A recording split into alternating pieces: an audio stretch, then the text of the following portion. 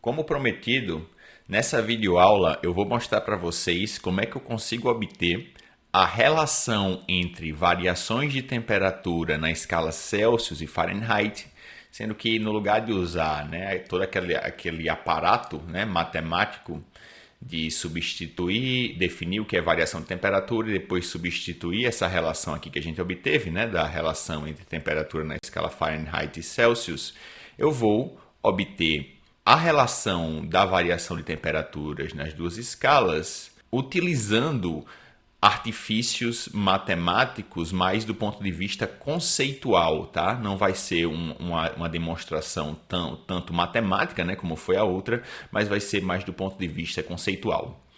E qual o princípio, qual é a base que eu vou sustentar a minha demonstração nessa videoaula?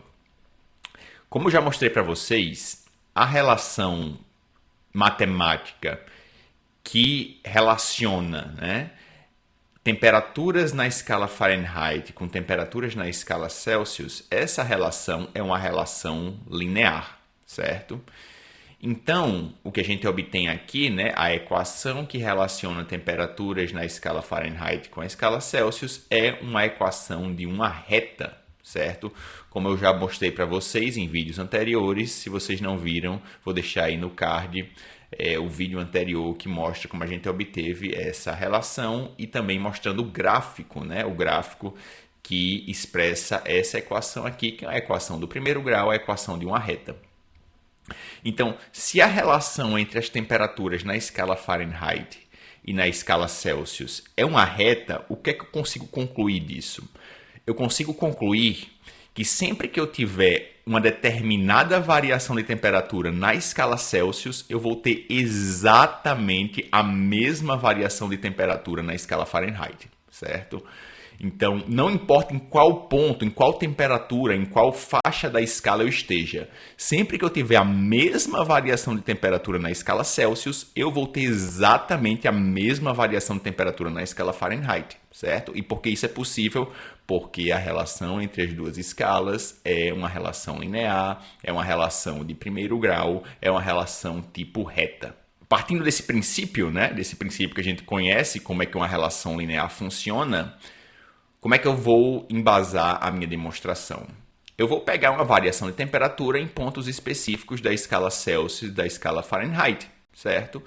Como a gente já vem abordando, desde lá dos vídeos anteriores, desde o início, a gente vem abordando esses pontos, que são pontos emblemáticos na relação entre as escalas, ponto de fusão da água e ponto de ebulição da água.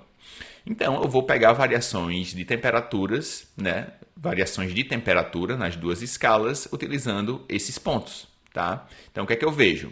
Eu vejo que a variação de temperatura entre ponto de ebulição da água e ponto de fusão da água, se eu pegar a variação, sair de 0 e ir para 100, eu preciso variar 100 graus Celsius, Entre as mesmas temperaturas na escala Fahrenheit, para sair de 32 e chegar em 212, que são os mesmos pontos, fusão e ebulição da água, eu preciso percorrer 180 graus, certo?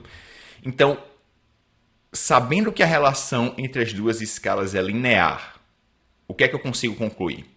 Eu consigo concluir que sempre que eu tiver uma variação de 100 graus na escala Celsius, eu vou ter uma variação correspondente na escala Fahrenheit de 180 graus, tá? Não precisa ser entre essas duas temperaturas aqui não, tá? Eu estou fazendo entre essas duas temperaturas só a título de obter a minha relação. Mas imagina que eu vou ter uma variação de temperatura que vai sair de 100 graus Celsius e vai lá para cima, para 200 graus Celsius, de 100 para 200. Quanto é que vai ser a minha variação de temperatura na escala Fahrenheit? Vai ser exatamente 180 graus também, certo? Sempre que eu tenho uma variação de 100 graus Celsius, para sair de 100 para 200, por exemplo, eu vou ter uma variação de 180 na escala Fahrenheit. Se eu pegar 212 e somar 180, então na escala Fahrenheit eu vou chegar lá na temperatura de 392 graus Fahrenheit, certo? Então, partindo desse conhecimento, eu consigo obter rapidamente a equação que relaciona variações de temperaturas nas duas escalas, certo?